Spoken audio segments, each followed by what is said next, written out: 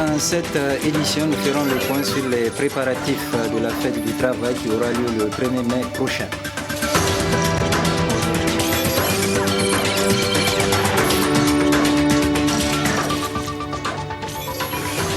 Ensuite, dans ce journal, il sera question de l'école de comptabilité, de commerce, d'administration et de management qui a lancé la 5e édition de sa caravane d'études.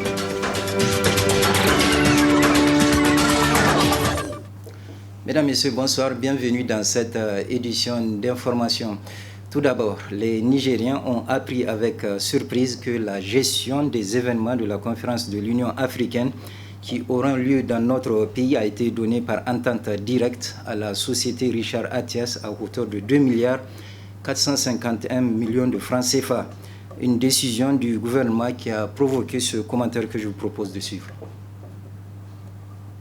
Le Niger est un pays plein de paradoxes qui a du mal à se débarrasser de cette étiquette de dernier de la planète qui lui colle à la peau depuis plusieurs années. Les Nigériens, dans leur majorité, sont médusés par le discours des tenants du pouvoir qui veulent, vaille que vaille, convaincre le peuple qu'il vit dans le meilleur des mondes. Cependant, la réalité est tout autre quand on observe le calvaire que vivent les citoyens au quotidien pendant 8 ans de gouvernance socialiste en complet déphasage des aspirations du grand nombre.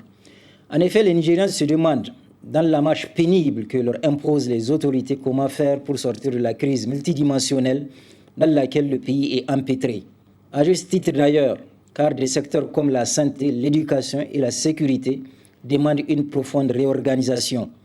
C'est dans cette atmosphère pleine de malaise qu'on apprend que le gouvernement, motivé par on ne sait quelle générosité, décide d'octroyer par entente directe la gestion des événements de l'Union africaine qui se dérouleront bientôt dans notre pays à la société Richard Attias à hauteur de 2,451 milliards de francs CFA. Une décision incompréhensible qui met à nu l'affairisme et le favoritisme qui caractérisent le gouvernement dirigé par le président Issoufou Mahamadou. La confusion est dans les rangs des chantres de la Renaissance culturelle qui, à tout point de vue, ont du mal à faire confiance à leurs compatriotes au point d'accorder l'organisation des futurs événements de l'Union africaine dans notre pays à une société étrangère. Pourtant, en termes d'organisation d'événements, le Niger renferme de sociétés nationales qualifiées pour cela. Plus encore, sans chercher loin, le gouvernement aurait dû donner les 2,451 milliards de francs CFA au comité d'organisation des grands événements qui est actuellement dirigé par un de leurs turiféraires, à la personne d'Imran Maïga.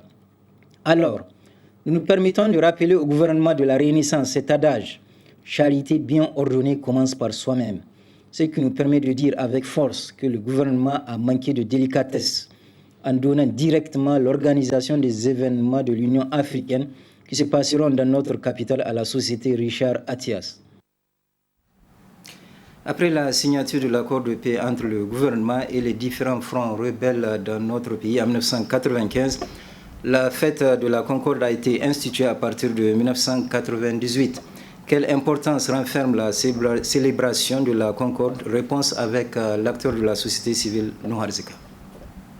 C'est l'une des fêtes qui est une fête proprement nigérienne et qui a valeur de symbole, étant entendu qu'elle a vocation, cette journée, à amener l'ensemble des fils de ce pays à réfléchir sur la problématique de la concorde nationale, sur la problématique de la paix, de l'unité, de la fraternité, de la solidarité, comment créer les conditions pour identifier les facteurs et les déterminants qui menacent cette concorde et comment identifier les actions pertinentes à mener qui sont de nature à rendre possible le renforcement de l'unité nationale, de la fraternité entre tous les fils de ce pays.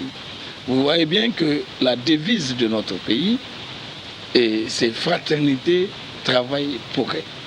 Pourquoi? Parce que si nous ne devons pas nous sentir comme des frères, il ne sera pas possible que nous puissions nous accepter et organiser une synergie et une solidarité et qui puisse nous conduire vers des complémentarités positives entre nous tous pour travailler ensemble et bâtir notre pays dans le sens de rendre possible l'épanouissement individuel et collectif. C'est pour cela que nous avons trouvé que c'est vraiment une date symbole.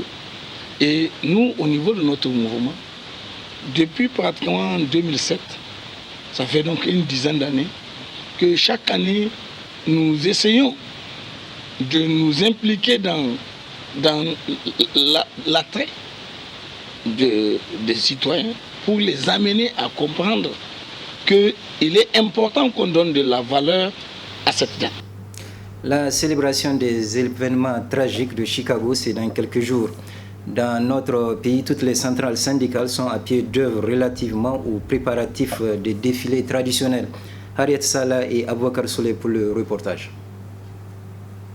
Les centrales syndicales que nous avons visitées sont avancées dans les préparatifs à des activités commémorant les événements tragiques de Chicago. À une semaine de cette fête des travailleurs, c'est l'effervescence au niveau de ces centrales syndicales. Notre confédération imprime des pagnes. Donc cette année, voilà le pagne que nous avons imprimé.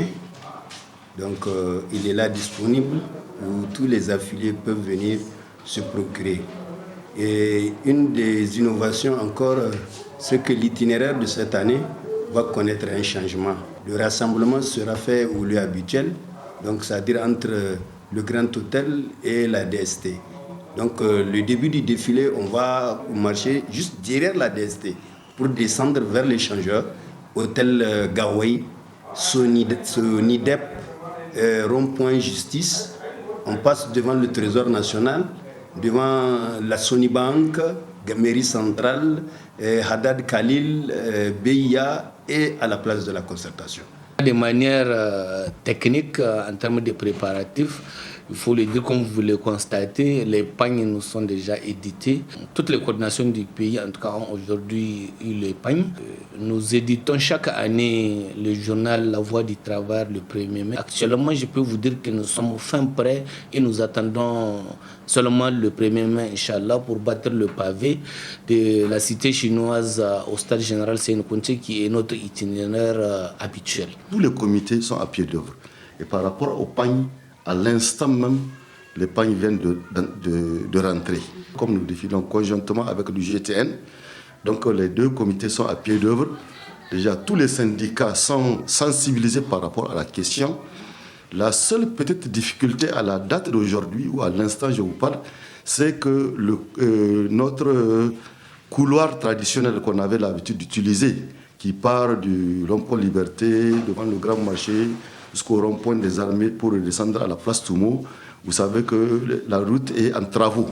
Les deux comités conjoints sont en train de voir quel itinéraire cette fois-ci on va emprunter. Le journal, tout a été peaufiné et à l'heure actuelle, ils sont à l'imprimerie pour le tirage. Le traditionnel défilé sera une véritable démonstration de force pour certaines centrales syndicales. Nous avons placé cette année, il faut le dire, sur le signe de la mobilisation en vue, en tout cas, de gagner les élections professionnelles.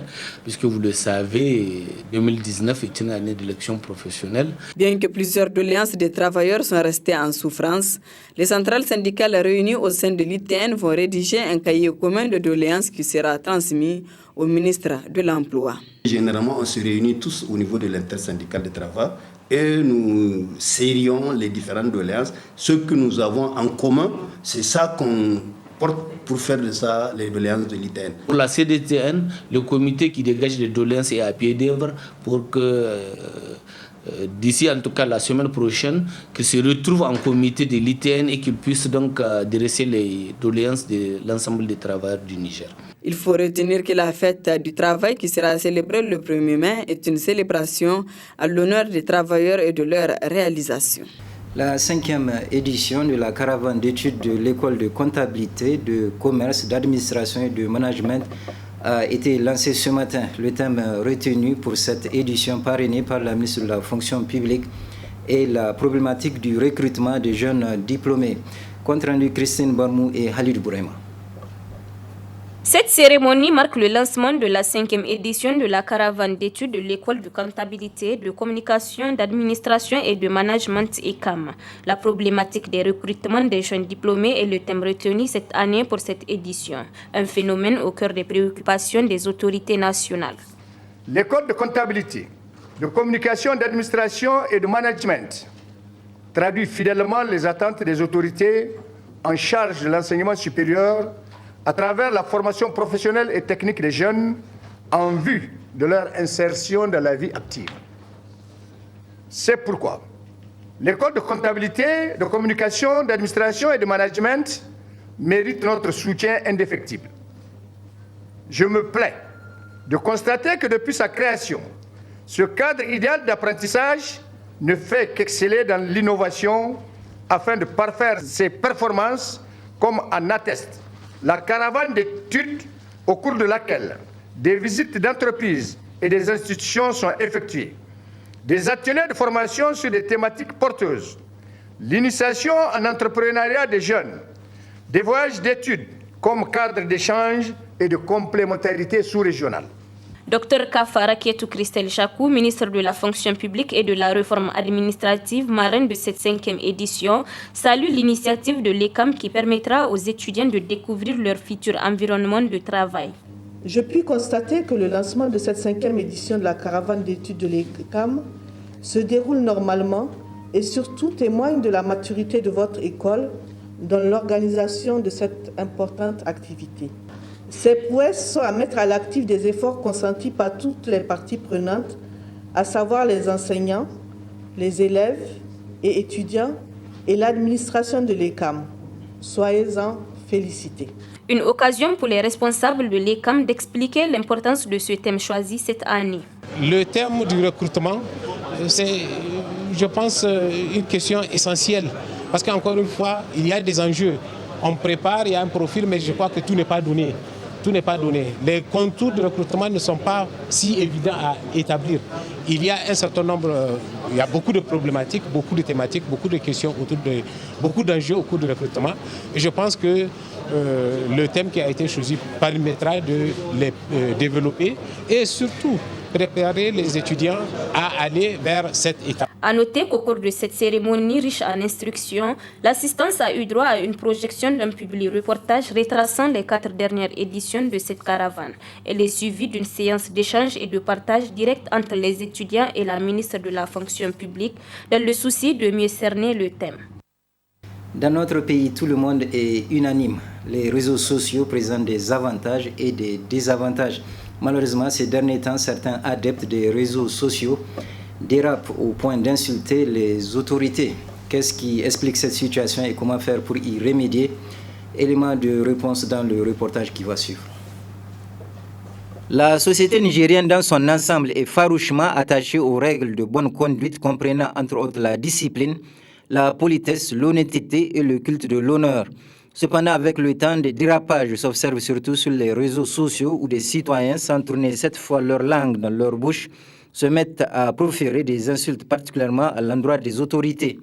Alors on se demande qu'est-ce qui peut pousser certains citoyens à de telles extrémités dans une société qui n'a guère cultivé le respect dû aux aînés. Nous l'avons peut-être plusieurs fois dit lors de nos interventions, la frustration, ça conduit à l'agression.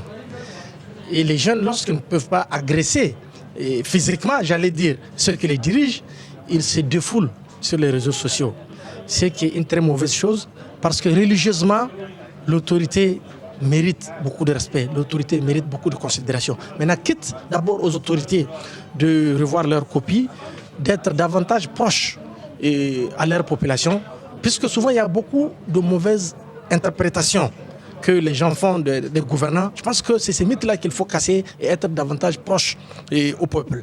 Maintenant, pour la jeunesse, je pense que se défouler sur les réseaux sociaux n'est pas la meilleure solution. Parce que quand vous voulez changer quelqu'un, la meilleure façon d'abord, c'est de l'encourager, c'est de le féliciter et lui dire tout ce que vous pensez de lui. Je vous assure que la personne va changer. Mais quand vous commencez par des insultes, d'abord, on ne vous prendra pas au sérieux et l'objectif escompté ne sera jamais atteint. Sans occulter l'influence néfaste de la pauvreté conjuguée à la régression sur le plan éducatif accentuée par la perte des repères moraux, un recadrage s'impose, ne serait-ce que par la redynamisation de l'instruction civique et morale dans les programmes scolaires. Je pense que nous, notre génération, nous étions peut-être cette dernière génération à avoir bénéficié de l'instruction civique. Et aujourd'hui, moi, quel que soit ce que vous allez me payer, vous ne pouvez pas me pousser à aller sur un média ou sur les réseaux sociaux pour insulter quelqu'un. Je ne peux pas le faire parce que j'ai eu la chance d'être éduqué. Donc vous voyez, la question d'éducation civique, elle est extrêmement importante. Et moi, avec ma position, vous le savez, il y a beaucoup de membres du gouvernement, je ne suis pas d'accord avec leur comportement, il y a beaucoup de choses. Mais nous avons des voix. Nous pensons que quand on n'est pas d'accord, on peut être reçu, on peut poser le problème. Mais les autres qui n'ont pas cette chance pensent qu'il faut se défouler sur les réseaux sociaux. Ce n'est pas la solution. Il faut toujours conseiller, chercher à rencontrer la personne et lui dire ce que vous pensez. Et même le chef de l'État, si vous n'êtes pas d'accord avec lui, écrivez-lui. Quand vous lui dites des choses pertinentes, ça va lui atteindre et ça va interpeller la conscience de la personne à se dire que c'est un fils du pays qui m'interpelle, je dois changer. Si c'est dans le bon sens, il faut changer. Les Nigériens sont de nature polie. Il revient dès lors au ministère de la Renaissance culturelle qui cherche l'avènement d'un nouveau type de Nigériens de faire son travail de sensibilisation dans le sens de faire comprendre aux citoyens que le respect des valeurs sociales participe au développement du pays. Ce journal est à présent terminé. Merci de l'avoir suivi et je vous souhaite de passer une excellente soirée.